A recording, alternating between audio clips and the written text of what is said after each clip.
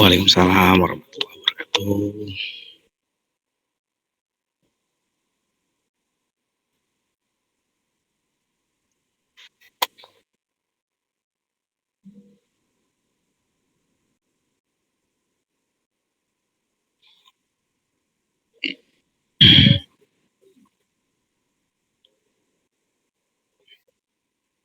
Adek boleh adek.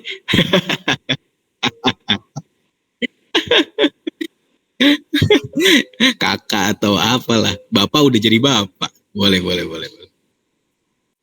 Siap, siap.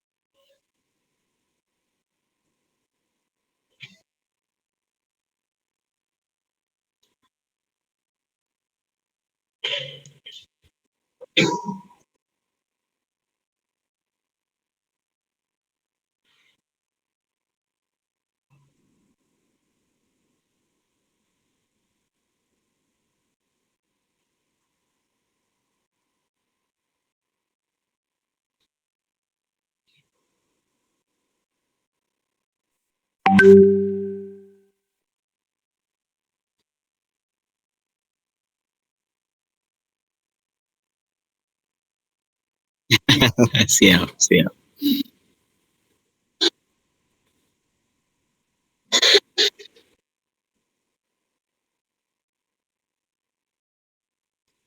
Alhamdulillah aman Ustadz.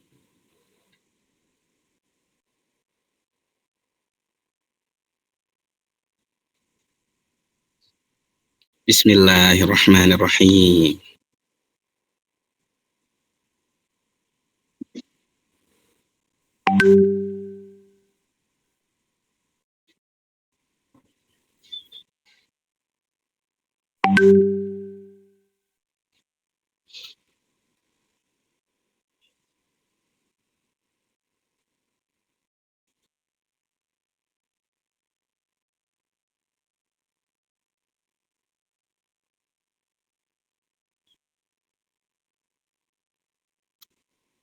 Insya Allah.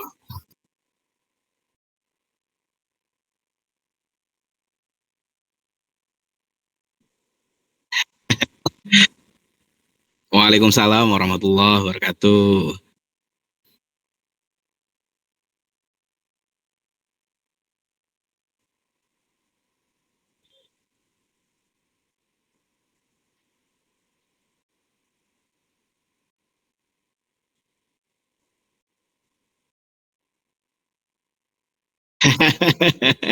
Siap, siap, siap. Udah ada buntutnya. Oke, bismillah. Assalamualaikum warahmatullahi wabarakatuh. Alhamdulillah. Alhamdulillahilladzi hadana li hada wa ma kunna linahtadiya laula an hadana Allah. Asyhadu an la ilaha illallah, asyhadu anna Muhammadan abduhu wa rasuluh. Rabbi shrah li sadri qauli. Senang sekali Ustadz Lukman bisa diundang di hari ini, yang mana saya sangat gembira ada satu aum kekinian tadi disebut Aum Pustaka Beji Timur ya Ustadz ya kalau nggak salah ya. Betul ya, Masya Allah. Ini sangat baik media yang kekinian ini. Mudah-mudahan dari media ini nanti bisa timbul ide-ide, gagasan-gagasan, ajang silaturahmi.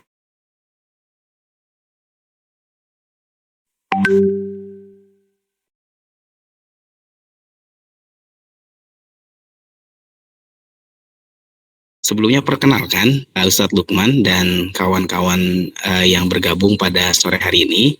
Saya Aras Bayu Fuadi. Apa Ustadz kenalannya? Usia saya siap, siap, siap. Oke, Ana tinggal di Sukma Jaya. Alhamdulillah, keluarga Ana termasuk salah satu pendiri ranting di Sukma Jaya, Ranting Abadi Jaya Depok. Dari kecil sampai SMA ya, itu di Depok, lalu hijrah ke Jatinangor, kuliah di Unpad di jurusan Ilmu Kesejahteraan Sosial. Dari lulus kuliah, alhamdulillah balik lagi kampung, balik Depok lagi. Ana inget banget dulu almarhum Allahyarham Pak Haji Farhan itu datang ke rumah Ana, kayak ini Ustaz, kayak orang Minang mau anak nikahan. Itu ya Allah, Ana sampai hari ini tuh sangat sangat terkesan ya. Jadi beliau ke rumah Ana, ketemu orang tua karena sahabat juga sama orang tua Ana. Itu Ana dipinang di PDM pada saat itu setelah lulus kuliah tuh. Jadi itu berbekas banget itu, Masya Allah. Jadi formal, emang beliau orangnya formal ya. Padahal ya saya udah kayak anak lah, tapi beliau meminang saya di PDM pada saat itu, dan alhamdulillah orang tua menyambut baik, dan alhamdulillah sampai hari ini berkiprah di Muhammadiyah. Nah, kalau tadi nanya itu di profil picture ada kiri kanan, itu siapa, itu anak mana atau anak siapa itu yang dipoto gitu ya. Alhamdulillah Ana saat ini sudah memiliki seorang putri usia 2 tahun 7 bulan kali ya. Alhamdulillah, tinggal juga masih di Sukma Jaya.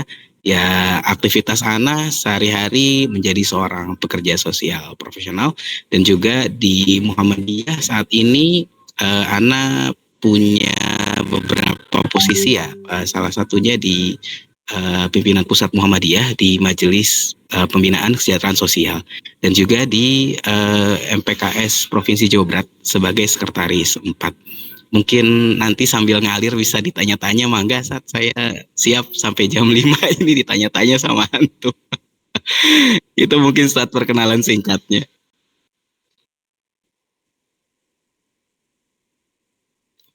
Bebas dah, mau abang mau apa.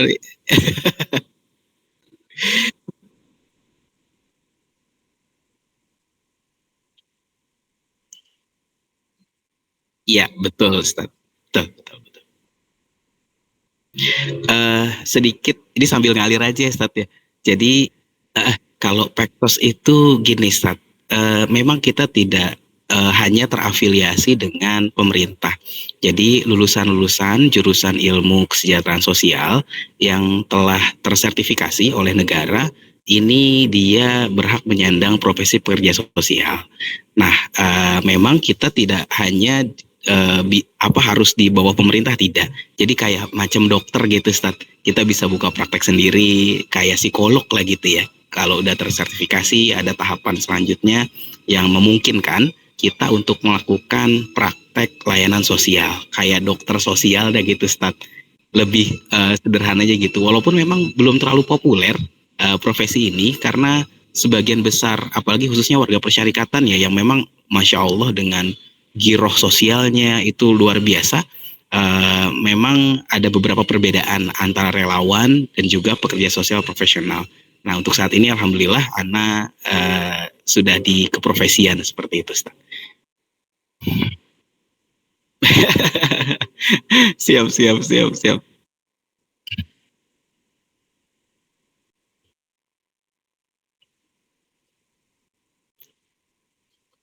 Pendamping puskesos itu. Iya betul,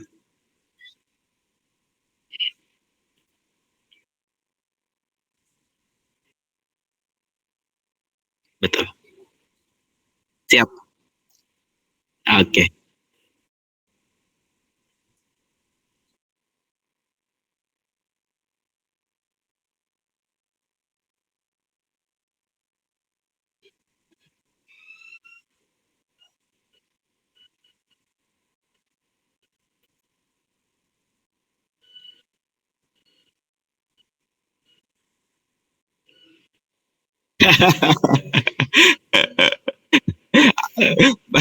Mau ditebak-tebak dulu atau gimana nih, Stat? Kalau kalau kata antum nih berapa usia nih, Stat? KTP-nya nggak diliatin ya?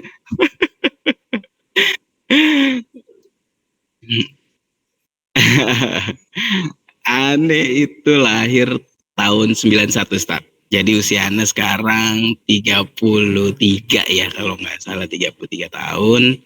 Ya alhamdulillah sampai hari ini masih terus berkiprah semampu Ana sebisa.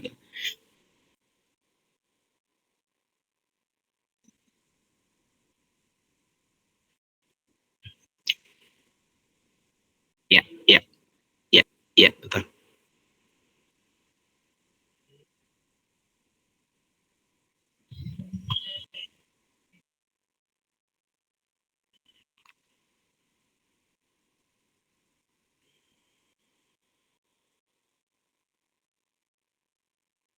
Provinsi. Iya,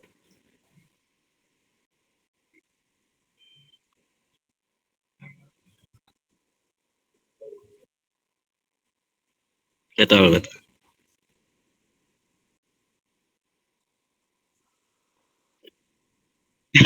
Masya Allah.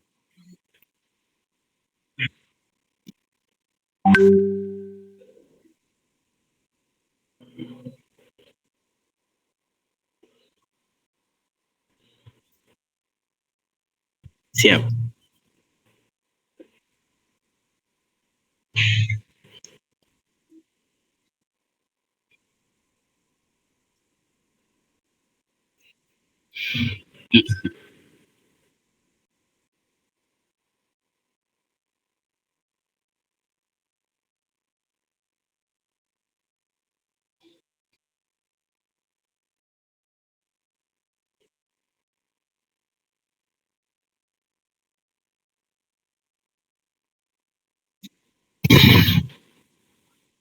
Masya Allah.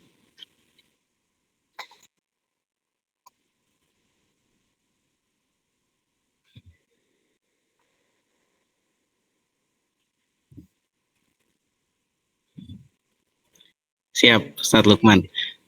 Ini apa ya? Ini mungkin kita sharing ya, Ustadz ya. Karena dengan alhamdulillah gitu, biidnillah Ana saat ini di pimpinan pusat Muhammadiyah di majelis sosial gitu ya. Ini sangat apa ya? Sangat banyak membuka wawasan ya, Ustadz ya, bahwa eh, layanan Muhammadiyah yang memang terkenalnya dengan pendidikan dan yang memang yang sangat berkembang pesat itu di dunia pendidikan, betul. Tetapi cikal bakalnya itu semua adalah layanan sosial, Ustaz. Jadi ini memang perlu apa ya? Perlu mungkin ya, perlu makanya betul sorry, gitu ya. Salah satu upaya dalam pembentukan awal Muhammadiyah itu adalah bagaimana bisa uh, mengasihi orang-orang miskin, orang-orang fakir, dan lain sebagainya. Tentunya surat Al-Ma'un itu sangat tidak asing dengan warga persyarikatan Muhammadiyah.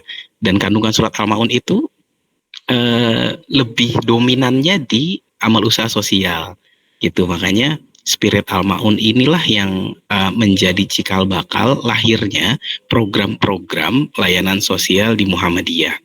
Ya tentu saja eh, mungkin saat ini kalau kita ngomongin layanan sosial ya Ustadz dan teman-teman pustaka semua, mungkin yang terbetik di pikiran kawan-kawan semuanya itu panti asuhan. Pasti itu. Jadi asosiasi layanan sosial Muhammadiyah sering sekali teridentifikasi hanya di panti asuhan. Padahal perlu kita ketahui bahwa layanan-layanan sosial di Muhammadiyah itu sangat-sangat banyak. Kalau bisa dikatakan dari anak itu lahir, terus dia beranjak remaja, terus dia memiliki keluarga, sampai nanti lansia maupun nanti akan husnul khotimah insya Allah, itu kita punya programnya. Sebagai contoh, untuk kelahiran anak kita punya 3 program, yaitu program santunan keluarga, program asuhan keluarga, dan program asrama panti asuhan. Nah, dalam menginjak nanti dia punya rumah tangga gitu ya, membina bahtera rumah tangga, itu kita juga punya program, ada program keluarga sakinah, dan lain sebagainya. Lalu ketika sudah tua misalnya, kita punya program senior care. Mungkin padanannya panti jompo ya, tapi kita nggak nyebut panti jompo, kita punya senior care. Jadi programnya tidak hanya tinggal di asrama, tidak. Jadi ada juga yang kita hanya ngaji bareng terus pulang ke rumah dan lain sebagainya. Nah itu udah tuanya gitu, udah jompo. Nah setelah jompo mengakhiri hidupnya, kita punya program nafsul mutmainah misalnya, yaitu pengurusan jenazah dan lain sebagainya. Nah ragam layanan ini Ustadz Lukman ini memang mungkin jarang di highlight ya, yang tentunya tadi kalau kita ngomongin sosial lekat banget dengan panti asuhan. Nah sore hari ini mungkin kalau ngomongin layanan yang banyak itu sampai sahur mungkin ya Ustadz ya. Tapi saya mau sedikit meng-highlight saja, yaitu salah satu program layanan sosial kita di bidang anak. Nah sambil ngalir ya Ustadz ya, boleh nanti kalau mau nanya atau apa gitu ya. Nah di bidang anak Muhammadiyah ini memiliki 3 program utama Ustadz. Yang mana 3 program utama ini sebenarnya apa ya, kalau kita mau melihat landasan sebenarnya Haji Ahmad Dahlan juga ya. Jadi asuhan sebenarnya bukan alternatif, punya beberapa program yang jadi prioritas, yaitu program pengasuhan berbasis keluarga. Nah, yang pertama di program pengasuhan berbasis keluarga ini, itu kita punya namanya program santunan keluarga Ustadz. Jadi bagaimana keluarga-keluarga miskin, keluarga yang punya anak yatim di rumahnya, itu kita berikan penguatan supaya tidak terpisah antara anak dan keluarganya. Bisa kita bayangkan jika ada seorang anak kehilangan seorang bapak, meninggal misalnya, bapaknya meninggal, yang berarti dia yatim, itu bapaknya kehilangan ibunya, harus dititipkan di panti asuhan dan lain sebagainya. Nah dengan program santunan keluarga ini, kita ingin menguatkan keluarga yang ditinggalkan oleh ayah misalnya, supaya anak gak ketinggalan lagi sama ibunya. Jadi kalau udah yatim, udah stop di yatim, jangan sampai dia jadi yatim piatu, harus dipisahkan antara ibu dan anaknya. Program santunan keluarga ini banyak sekali layanannya. Kita memiliki layanan psikososial, layanan bantuan pendidikan, bantuan bahan pangan pokok, bantuan juga di keagamaan dan lain sebagainya. Jadi program utama di anak itu sebenarnya adalah program santunan keluarga. Bagaimana tidak ada anak-anak yang terpisah dari keluarganya, kita membantu di keluarganya. Itu yang pertama. Lalu yang kedua, itu ada program asuhan keluarga Ustaz. Jadi anak-anak yang memang udah nggak ada lagi nih yang bisa ngasuh dia nih di rumahnya, udah misalnya anak terkena bencana atau anak yang memang keluarganya bahaya kalau dia ada di rumah, itu kita tidak langsung ke panti juga, kita harus carikan dulu ada gak nih warga Persyarikatan Muhammadiyah yang mau ngasuh anak ini di rumah. Nah ini Masya Allah nih, ini mudah-mudahan kita bisa galakkan ini ya, karena sebenarnya sunnahnya itu mengasuh anak yatim ya memang di rumah gitu kan ya. Tadi yang saya sampaikan program asuhan keluarga adalah bagaimana keluarga-keluarga Muhammadiyah maupun non Muhammadiyah itu bisa mengasuh anak yatim ini di rumahnya sampai keluarganya nanti bisa mengasuh kembali. Jadi bukan seperti adopsi, tetapi cukup mengasuh anaknya di rumah hingga nanti keluarganya mampu mengasuh. Nah untuk yang terakhir, yang prioritas terakhir kita, yaitu ada panti asuhan. Ini yang memang banyak sekali diketahui oleh publik, itu bagaimana anak-anak yatim bisa diasramakan di panti asuhan. Tetapi dalam konteks kebijakan Muhammadiyah, kita memiliki beberapa kebijakan yang sangat jelas. Ada di yang pertama Fatwa Tarjih Muhammadiyah tentang pengasuhan anak, itu disimpulkan bahwa panti asuhan Muhammadiyah atau panti asuhan pada umumnya merupakan alternatif terakhir dalam pengasuhan anak. Jadi jangan bermudah-mudah masukin anak ke panti asuhan, karena kalau kita lihat dari Sirah Nabawiyah saja Ustadz. Ini alhamdulillah kita lagi Ramadan ya. Jadi kita flashback ke Sirah Nabawiyah. Ketika Nabi Muhammad SAW itu lahir, beliau itu sudah berstatus sebagai seorang yatim. Nah, dalam status yatimnya ini, beliau itu diasuh oleh ibunya, Aminah. Nah, ini berarti kan pengasuhannya berbasis keluarga tadi. Nah, ketika beliau tumbuh, di beberapa tahun setelahnya, ibundanya wafat. Nah, ketika ibundanya wafat, Rasulullah diasuh oleh kakeknya. Nah, ini kan berarti ada rantai pengasuhan dalam keluarga yang itu menjadi contoh dalam Sirah Nabawi itu. Nah, kakeknya terus juga berpulang lalu diasuh oleh pamannya sampai beranjak remaja dan kemudian menikah. Sampai beliau berbisnis, berdagang, menggembala kambing dan lain sebagainya. Dalam Sirah Nabawi ini juga menjadi contoh sebenarnya kita bahwa jangan bermudah-mudah ketika ada anak yatim main langsung aja taruh di asrama panti asuhan, tidak seperti itu. Dan alhamdulillah Muhammadiyah, pimpinan pusat Muhammadiyah, kita mencoba mensosialisasikan kembali missing linknya, bagaimana anak-anak ini tetap bisa bersama keluarga mereka, tetapi juga tetap bisa dididik di dalam panti asuhan itu.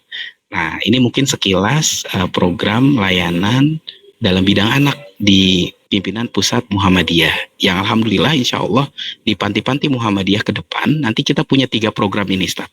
Walaupun sebenarnya ini harusnya ada udah lama gitu ya, tapi ini kita coba sosialisasikan kembali. Jadi panti bukan hanya bahasanya mengasramakan anak, tidak, tapi punya beragam layanan.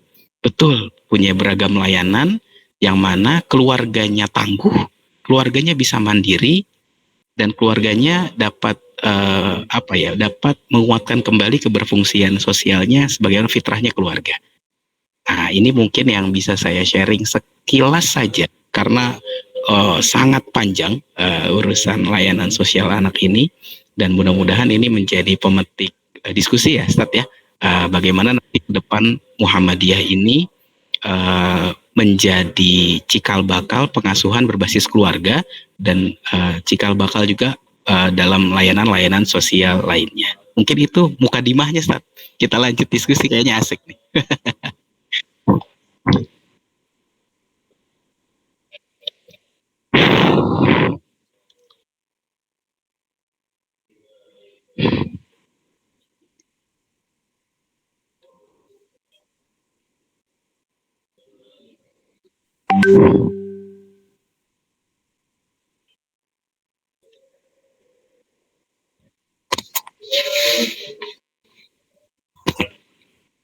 Alhamdulillah.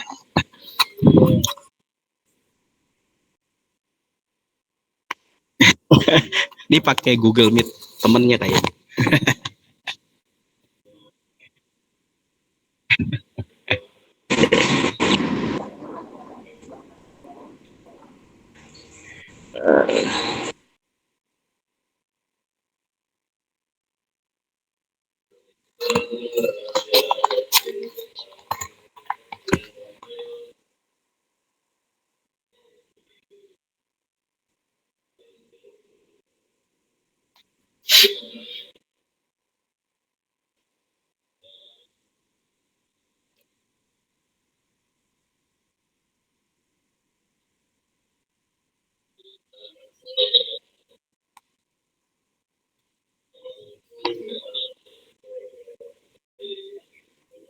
Betul, betul, betul, Ustaz.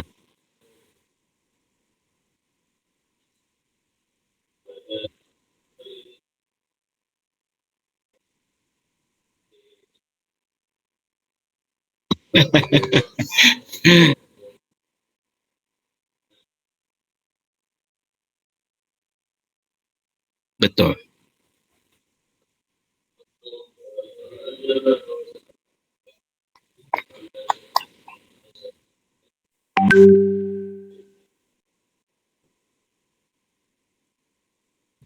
Ya, saat ini kalau di Muhammadiyah kita punya nomenklatur Muhammadiyah Children Center, Lembaga Kesejahteraan Sosial Anak. Ini nomenklatur kita sekarang, Ustaz. Makanya tadi kalau ngomongin tentang keluarga, jadi kalau ngomongin anak itu nggak bakalan bisa lepas dari kita ngomongin keluarga, Seth. Jadi ini sangat baik, apalagi nanti di tingkat ranting misalnya ya. Itu bagaimana ada anak-anak yatim terdata gitu, atau anak-anak duafa gitu ya terdata. Lalu bagaimana nih nanti kita punya upaya untuk menguatkan mereka di rumah. Agamanya dikasih, sosialnya kita kasih. Jangan ujuk-ujuk, deh lo, soalnya masuk panti aja lo. Lah, buat orang tuanya enak, Stat. Karena orang tuanya bebannya hilang. Lah anak, udah bapak gue meninggal gitu ya, lama gue ngasih gue ke panti, innalillahi. Jadi ini betul, saat betul karena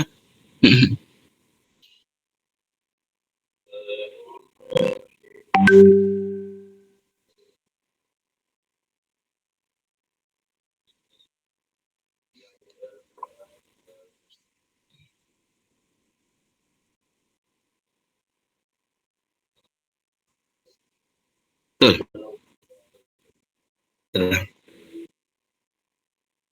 betul, Ustaz.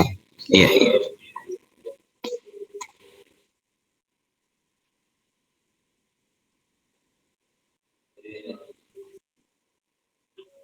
Ya,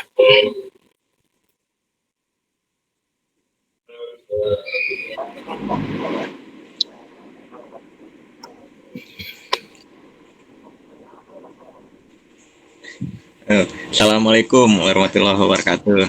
Waalaikumsalam warahmatullahi wabarakatuh. Mohon maaf tadi ada sedikit gangguan teknis.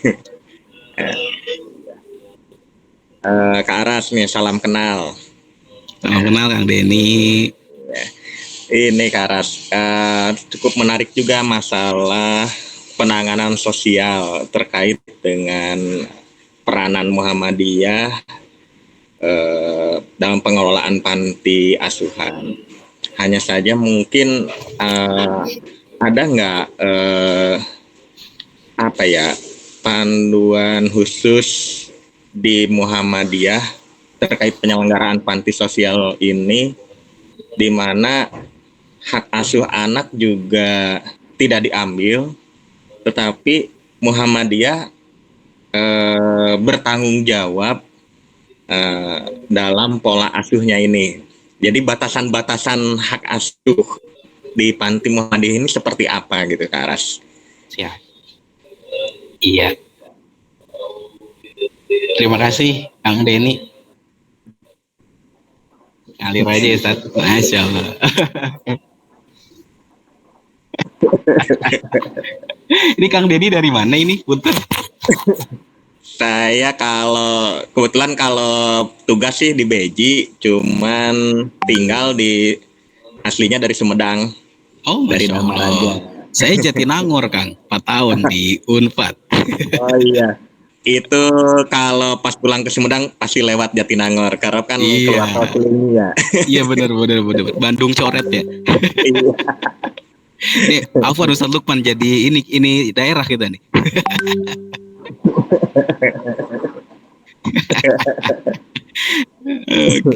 Oke, saya coba jawab ya, Ustaz ya. Ini sebenarnya bukan tanya jawab karena saya juga bukan ahlinya ya. Ini sekedar kita sharing saja. Mungkin Bapak Ibu sekalian yang ada yang lebih ahli bisa ikut berdiskusi di sore hari ini. Nah, terkait kebijakan tadi yang pertama, Kang Denny, kita memiliki beberapa kebijakan tadi. Yang pertama kita punya fatwa tarjih Muhammadiyah tentang pengasuhan. Itu bisa dicari atau nanti saya boleh berbagi sama Ustadz Lukman. Nanti kita punya ketentuan tarjih bahkan bagaimana Muhammadiyah menginstruksikan gitu sampai ke tataran teknis bagaimana pengasuhan anak ini dilaksanakan. Lalu yang kedua kita punya ketentuan Kang Denny, ada di ketentuan Majelis Pembinaan Kesejahteraan Sosial untuk penyelenggaraan amal usaha sosial. Ini juga kita sudah keluarkan. Alhamdulillah rampung dan sudah tersosialisasikan, tapi mungkin belum sampai tingkat ranting mungkin ya, baru sampai tingkat provinsi untuk panduan teknis ini. Nah, yang selanjutnya adalah tadi seperti apa batasan dan lain sebagainya di panti asuhan. Nah, jadi kita punya sayang sekali saya nggak bisa berikan grafik ya. Kita punya yang namanya grafik pengasuhan berkelanjutan, Kang Denny. Jadi bagaimana ketika kondisi-kondisi anak yang memerlukan pengasuhan alternatif ini bisa dilakukan pengasuhannya dan batasannya seperti apa kan kayak gitu ya Kang ya. Nah kalau kita ambil contoh Kang, misalnya gini, yang pertama ada anak yang kehilangan bapaknya. Kan ini kita ngomongin anak yatim dan yang membutuhkan gitu Kang Denny ya. Gitu. Lalu apa yang harus dilakukan organisasi Muhammadiyah kan gitu ya? Apakah langsung tuh ada di Beji no, ada panti no, sono masuk sono no, bapak lu kan meninggal gitu. Apa seperti itu atau seperti apa? Nah, dalam ketentuan amal usaha Muhammadiyah dan juga fatwa tarjih Muhammadiyah terkait pengasuhan anak, hal itu tidak diperkenankan Kang Denny. Jadi ketika ada anak yang ditinggal meninggal oleh bapaknya dan dia menyandang status yatim, ini Muhammadiyah berkewajiban tuan yang sifatnya membantu perekonomian dari ibunya misalnya, karena kan masih ada ibunya misalnya gitu ya. Bukan hanya perekonomian, kita juga harus membantu dalam spiritualnya, ajak ngaji gitu Sat ya, ditemenin gitu, dan juga hal-hal yang terkait dengan penguatan pengasuhan berbasis keluarga. Itu yang pertama. Lalu yang kedua, misalnya bapak ibunya meninggal. Kan tadi konteksnya bapaknya aja meninggal ya Kang Denny ya. Kalau sekarang nih anak yatim piatu, gimana Pak? Ibunya udah nggak ada, mau nguatin siapa? Kan begitu kan? Nah, ketika kondisinya yatim piatu, bapak ibu meninggal, nah ini kita harus cari dulu Kang Denny. Dia masih punya bibi gak? Dia masih punya paman gak? Masih punya om, tante, kakek, nenek gak? Gitu. Nah, nanti anak ini diasuh di keluarga besar tersebut. Seperti tadi saya sudah sharing di Sirah Nabawiyah ya, ada ketika bapaknya meninggal diasuh ibu, ibunya meninggal diasuh kakek, kakeknya meninggal diasuh paman, dan zaman Rasul belum ada panti kayaknya, jadinya Rasulullah nggak dititipin di panti asuhan.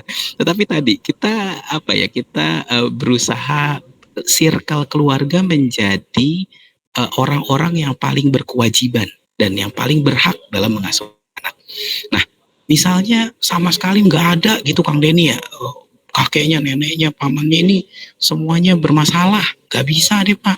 Ini kalau dia tinggal di keluarganya malah bahaya gitu. Tapi bahaya di sini bukan kacamata kita ya Kang ya. Ini bahaya di sini harus ada diagnosis dari pekerja sosial tentunya. Jadi ya dari dokternya lah gitu. Nggak bisa bermudah-mudah juga. Nah, anak-anak tersebut yang terlantar, tidak diketahui siapa-siapa, atau tidak ada pengasuh yang bisa mengasuh dari keluarga, baru masuk ke program selanjutnya Kang. Tadi program orang tua asuhnya Muhammadiyah, namanya foster care atau orang tua asuh Muhammadiyah, asuhan keluarga Muhammadiyah. Jadi anak-anak ini diasuh oleh keluarganya Muhammadiyah di rumah. Jadi anak-anak ini nggak berasa nggak berasa ditinggal gitu. Dia masih berasa dalam lingkup keluarga. Nah, kalau misalnya nggak ada juga di Beji Timur, misalnya nggak ada yang bisa ngasuh di rumah, ya mau nggak mau tuh Kang, mau nggak mau akhirnya anak ini untuk sementara tinggal di panti asuhan. Sampai kapan? Sampai ketemu ada yang mau ngasuh dia di rumah Kang, atau sampai nanti keluarganya mampu lagi mengasuh. Nah, tentunya panti asuhan ini juga nanti bukan hanya sekedar jadi tempat tinggal anak aja, enggak, tapi nanti punya banyak profesi yang membantu bagaimana anak bisa kembali sama keluarganya. Nah, mungkin itu Kang secara realnya ya, kalau dari tadi anak yang harus dibantu sampai nanti dia masuk di panti asuhan. Mungkin gitu Kang Denny. Kalau begitu berarti posisinya panti asuhan ini posisi di pasif berarti ya Kang Aras ya. Artinya posisi kita hanya menunggu gitu, menunggu dari ketidaksanggupan orang tua aslinya gitu atau keluarga aslinya, baru Muhammadiyah ini melakukan penampungan lah. Kalau rekrutmen berarti aktif gitu ya, penampungan bagi mereka yang memang di keluarganya tidak bisa melakukan proses pengasuhan. Nah, kemudian ini Kang Aras, tadi ada yang menarik ketika Kang Aras menyampaikan tentang penguatan berbasis keluarga nih Kang Aras nih. Penguatan berbasis keluarga ini polanya seperti apa sih Kang Aras? Siap Kang Denny. Nah, tadi ketika Kang Denny ada ini hostnya nggak diajak kayaknya Kang Denny, kita ngobrol berdua aja kayaknya. Maaf Pak Ustadz Lukman, maaf nih Pak Ustadz.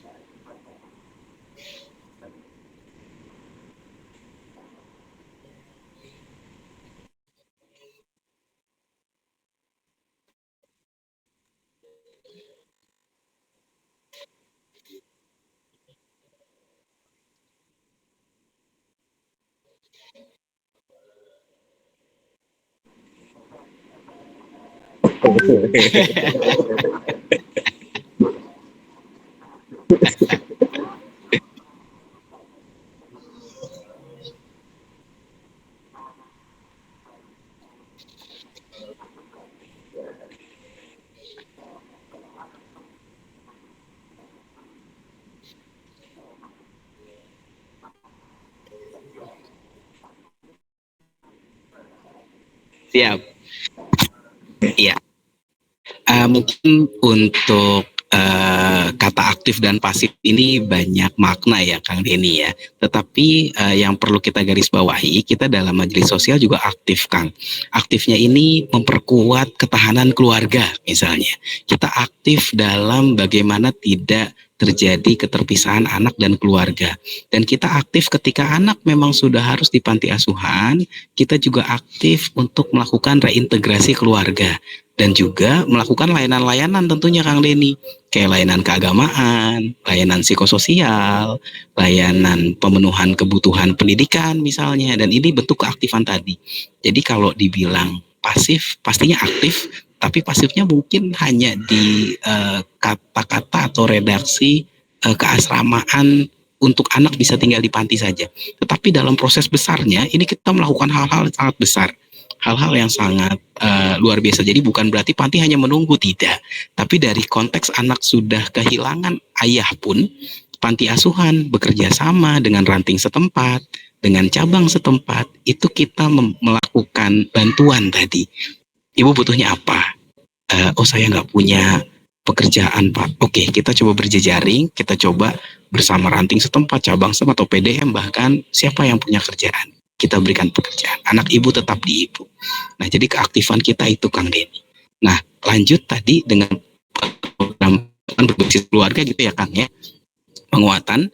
Nah, ini yang sangat menarik ya tadi, bahwa contoh-contoh dari Sirah Nabawi, bahkan Kiai Haji Ahmad Dahlan, dan saya punya gitu beberapa berkas sejarah Muhammadiyah gitu, yang mana pengasuhan berbasis keluarga ini menjadi corong atau prioritas utama. Bahkan panti pun juga harus melaksanakan program berbasis keluarga gitu. Jadi kalau kita ngomongin panti, udah bukan lagi cuma tempat tinggal anak tinggal, enggak, tapi tadi bagaimana panti ini nguatin keluarganya, datang ke rumah-rumah, tanyain ibu butuh apa Bu. Jadi programnya kita justru lebih aktif Kang Denny, jemput bola kita, bukan nunggu. Kita datang ke keluarga, kita tanya gimana keadaan ibu hari ini, bagaimana keadaan anak ibu. Oh anak saya dibully Pak di sekolah karena dibilang yatim misalnya. Oh kita punya psikolog Bu, apakah berkenan misalnya kita lakukan terapi untuk anak ibu? Oh siap. Keaktifan ini Kang yang kita lagi bangun. Jadi bagaimana panti ini gak tetap di tempat, kita datang ke rumah, kita tanya kebutuhannya apa gitu. Dan termasuk juga layanan psikologis misalnya, layanan psikososial. Ada orang tua yang abusive misalnya, dan mungkin sekarang banyak ya orang tua yang nggak ngerti gimana sih cara ngasuh anak gitu ya kan. Dan saya juga baru berasa sih punya anak gitu, oh ternyata jadi orang tua kayak gini ya gitu. Cuma kan kadang-kadang kita nggak pernah belajar, karena dari kecil sampai lulus sekolah nggak pernah tuh ada mata pelajaran pengasuhan anak, nggak pernah kan ya Kang ya. Nah kita juga panti nanti punya keaktifan itu Kang. Ya ada beberapa panti Muhammadiyah gitu itu sudah melaksanakan tadi sebulan sekali ada parenting, sekolah parenting gitu, datengin keluarga, ini ngasuh anak tuh gini loh Bu. Oh saya nggak punya biaya Pak. Oh kita punya Lajismu, ada Lajismu Ranting Beji Timur nih baru buka nih, Masya Allah nih, bisa nih mau akomodir beasiswa ya kan, kita sponsor juga nih. Nah jadi penguatannya gitu Kang Denny. Jadi bagaimana panti ini bukan lagi tempat sekedar nampung anak aja, tapi kita home visit. Jadi makanya jadi kayak gimana ya Kang? Gambaran sederhananya ya Kang Dini ya. Panti itu kayak rumah sakit Kang sebenarnya.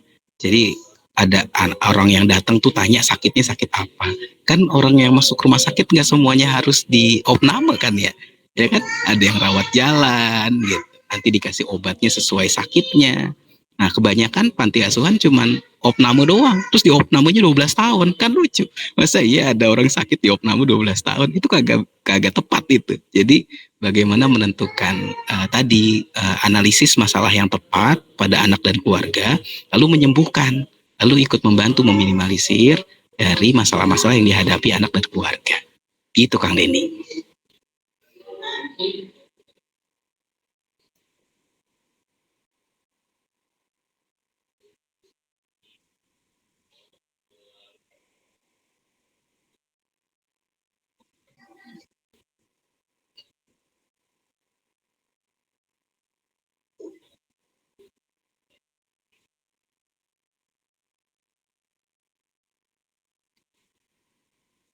Iya betul Kang Lukman.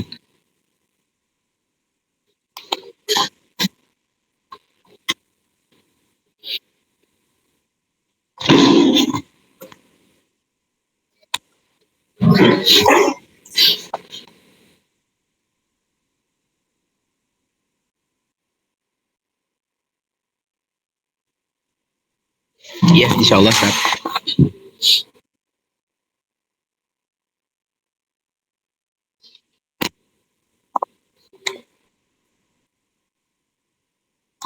Ya, ya.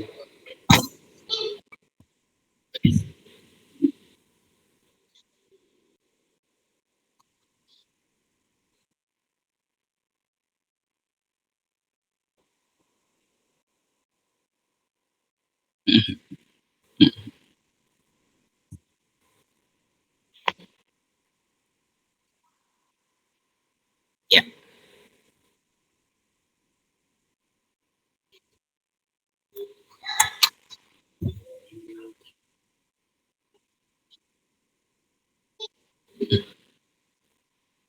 prosesnya gitu ya. Ya,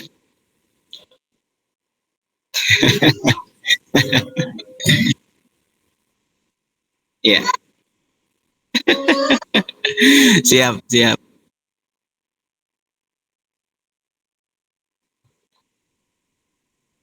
Ya, PKO dulu.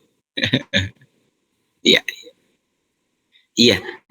Menarik betul terkait dengan rahasia ya. Jadi di Muhammadiyah ini kita nggak bisa jalan sendiri.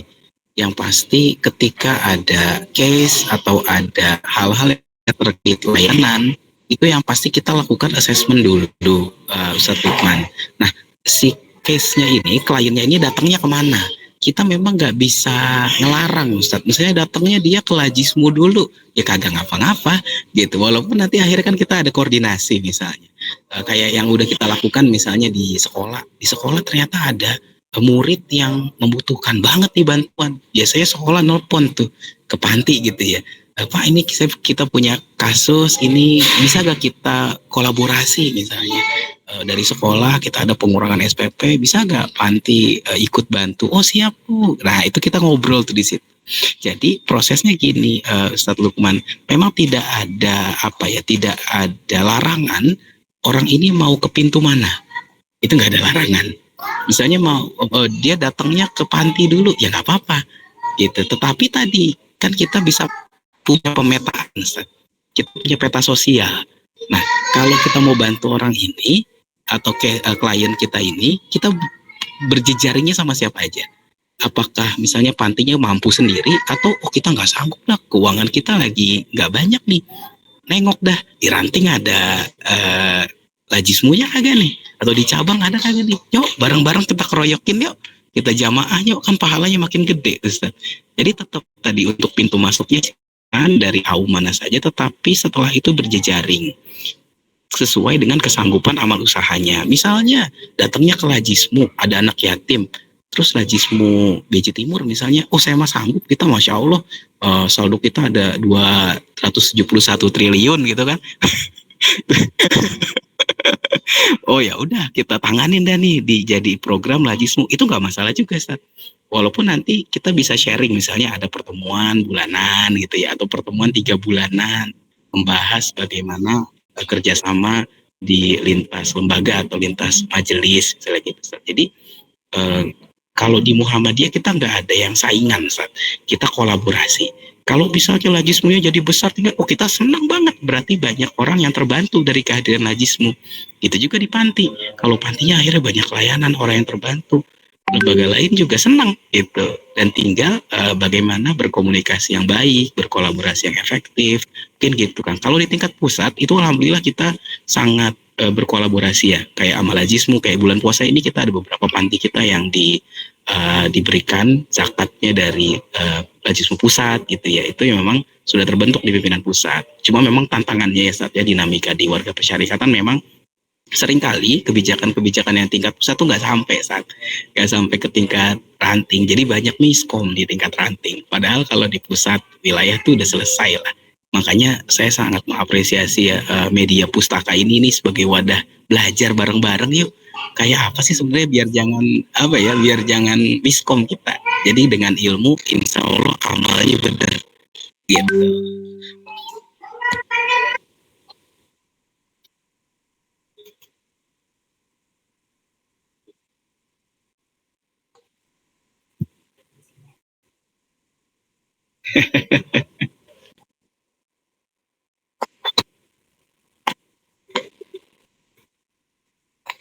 Tujuh menit kali Ustaz.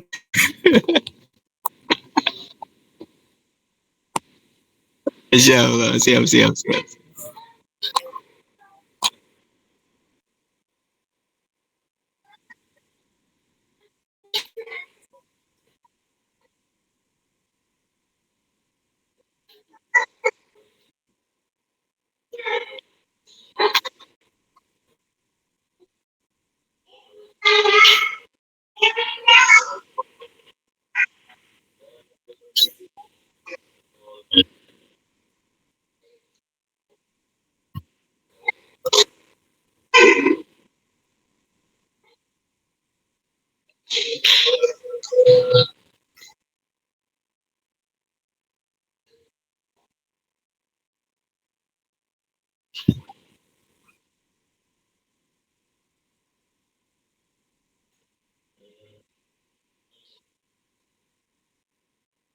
Ya.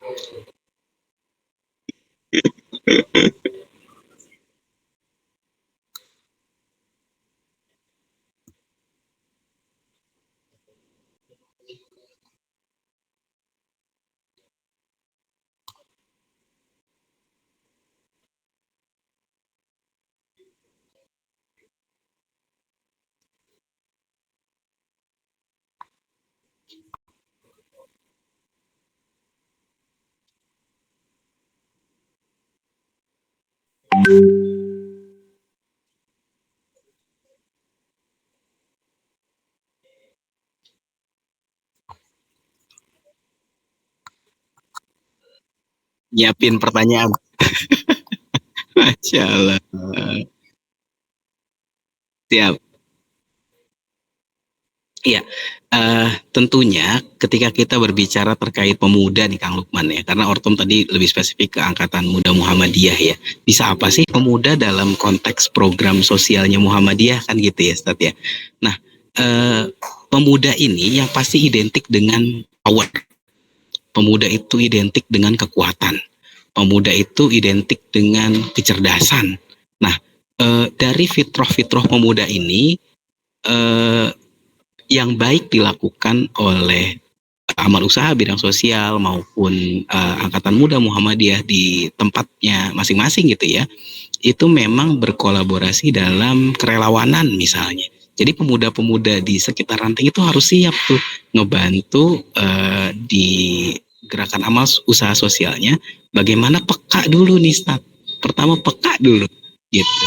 Jadi konteksnya bukan di panti aja, Ustaz. Karena gini, Ustaz, di pimpinan pusat Muhammadiyah di MPKS kita ya, itu panti bukan satu-satunya sentral untuk melakukan layanan sosial, tidak. Justru ranting dan cabang ini juga bisa membuat program-program tadi. Gak harus bikin panti, Ustaz. Kan ada program tadi, ada asuhan keluarga gitu ya, ada program layanan sosial lainnya. Nah, siapa sih motornya? Pemuda-pemuda tadi, Ustaz. Gitu. Yang pasti pertama, dahului setiap amal dengan ilmu. Ilmunya dulu dipelajarin, jangan asal-asalan. Karena saking semangatnya nggak ada ilmu, akhirnya salah dalam memberikan layanan kepada si penerima layanan gitu ya. Itu yang pertama, belajar bagaimana melakukan layanan sosial yang tepat gitu. Lalu yang kedua tadi, banyakinlah pengalaman untuk terjun langsung dalam melakukan layanan sosial. Karena dari pengalaman voluntary itu akan tumbuh kepekaan yang sangat besar dari si pemuda-pemuda ini yang akhirnya nanti dia jadi concern, Ustaz, dalam layanan-layanan sosial. Contoh ya, Ustaz, Anda sedikit sharing nggak apa-apa ya, Ustaz, ya, karena Anda juga masih muda gitu ya. 33 sih masih harusnya muda, kalau Anda maunya disebut muda aja gitu. Nah, Masya Allah. Kayak contoh Ane misalnya, Ustaz. Ane itu kan lulus kuliah itu 2014, sekitar usia 23, 24. Di usia muda itu, alhamdulillah bisa dapat berkontribusi di pimpinan daerah. Punya ide, punya gagasan, sampai akhirnya bismillah gitu, sampai tembus di tingkat pimpinan pusat. Ini kan bukan kita diem-diem aja kan gitu ya. Ada karya yang kita lakukan yang memang tepat secara layanan gitu. Nah, jadi apa ya? Saya suka ngomporin gitu ya anak-anak muda ya. Ayo dong, bisa kok kalau kalian mau ngelakuin sesuatu di Muhammadiyah ini, insya Allah manfaatnya makin luas buat kalian gitu. Jadi tadi kolaborasi mendahului dengan ilmu yang pertama, dua aktif dalam kegiatan-kegiatan sosial untuk menunjang kepekaan dan istiqomah dalam melakukan layanan-layanan sosial ini. Insya Allah yang terakhir manfaatnya jadi luas, Tad, gitu. Dan jangan malu untuk bertanya gitu ya. Jangan, namanya anak muda pasti banyak salah. Saya juga sampai sekarang juga pasti banyak salah gitu kan. Jangan malu buat berdiskusi, buat bertanya bagaimana layanan-layanan sosial ini dilakukan secara tepat. Karena saya yakin setiap orang punya potensinya, setiap pemuda juga punya potensinya masing-masing. Ada yang berpotensi di olahraga, ada yang potensinya di bidang sosial, dan sama-sama kita berilmu, menggali ilmunya dan beramal tadi dalam melakukan layanan di amal usaha bidang sosial Muhammadiyah. Itu, Ustaz.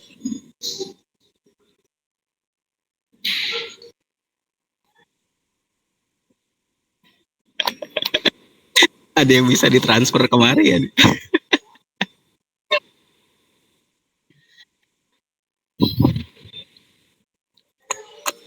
Sebetulnya sih ini menarik sekali Kak Aras mengenai panti asuhan, karena tadi juga disampaikan berbagai macam layanan lah di panti asuhan ini. Memang anak-anak yatim piatu kadangkala masalahnya kan tidak hanya masalah ekonomi saja. Tadi juga sudah disampaikan masalah psikologisnya.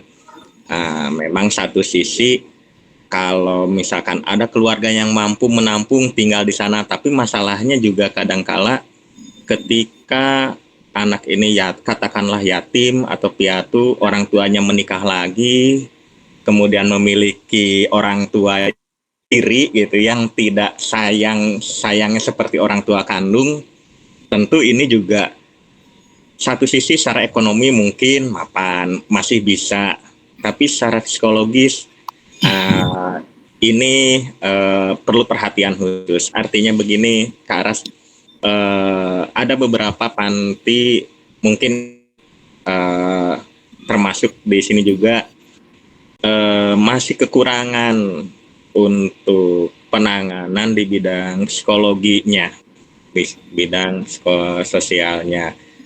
Kalau tadi Lajismu mungkin berperan di bidang pembiayaannya, di bidang operasionalnya, tapi ini bagaimana dengan psikologisnya? Mungkin peranan dari Muhammadiyah Pusat inilah tenaga-tenaga ahli ya Kang ya. psikolognya ini yang luar biasa juga, sehingga anak-anak yang memang ada di panti asuhan ini memiliki semangat, memiliki kemampuan untuk menunjukkan sumber dayanya yang dimiliki, sehingga tadi itu rumah sakit kan tidak selamanya sakit gitu, ada sembuhnya.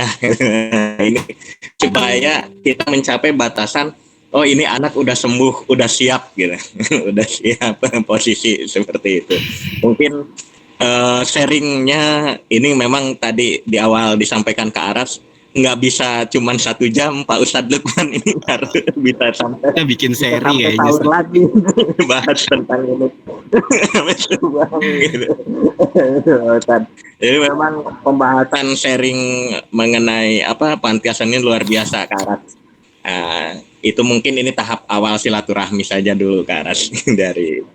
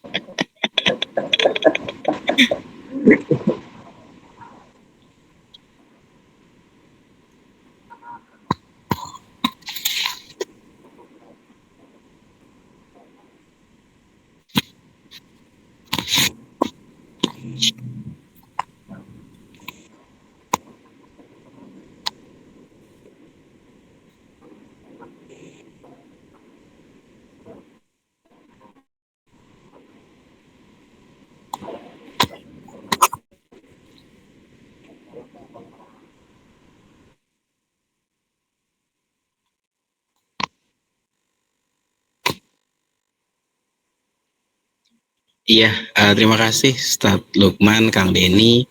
Ini sedikit tanggapan dan juga nanti ada closing statement lah ya. Oke, berat banget closing statement.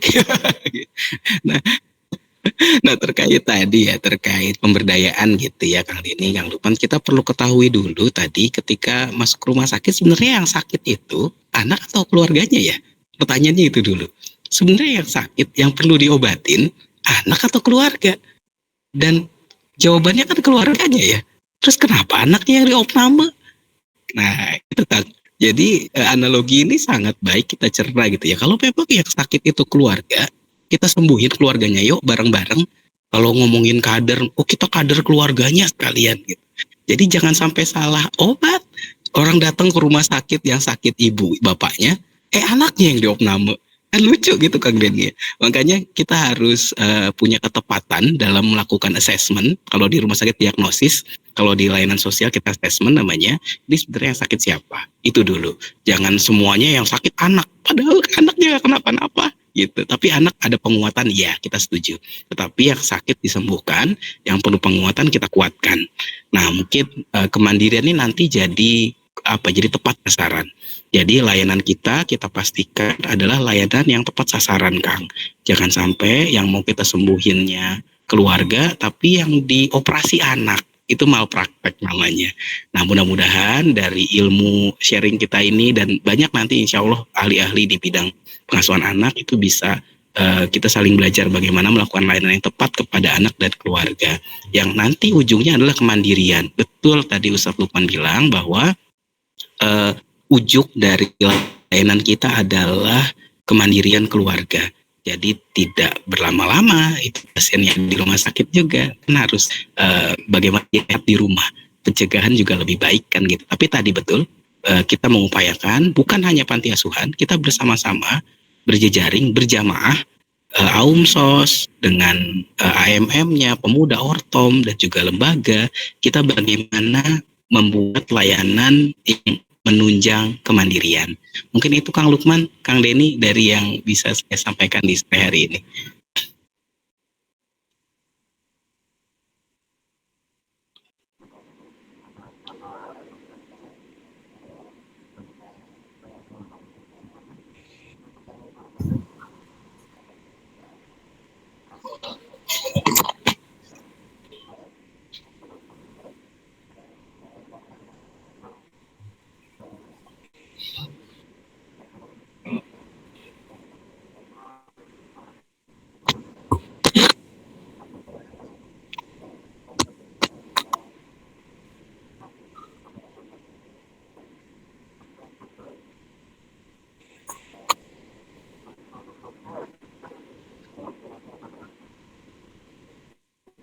jama'i ya.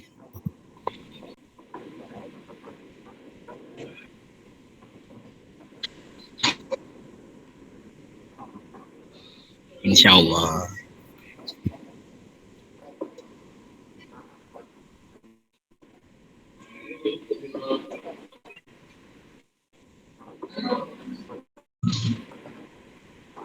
Cakep belum? Cakep.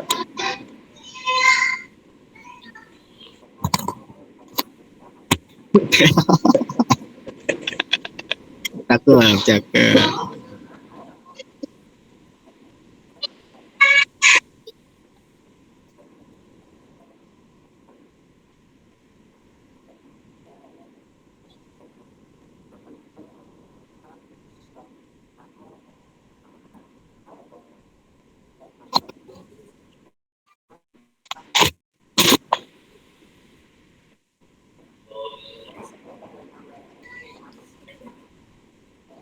Alhamdulillah, Rabbil Alamin.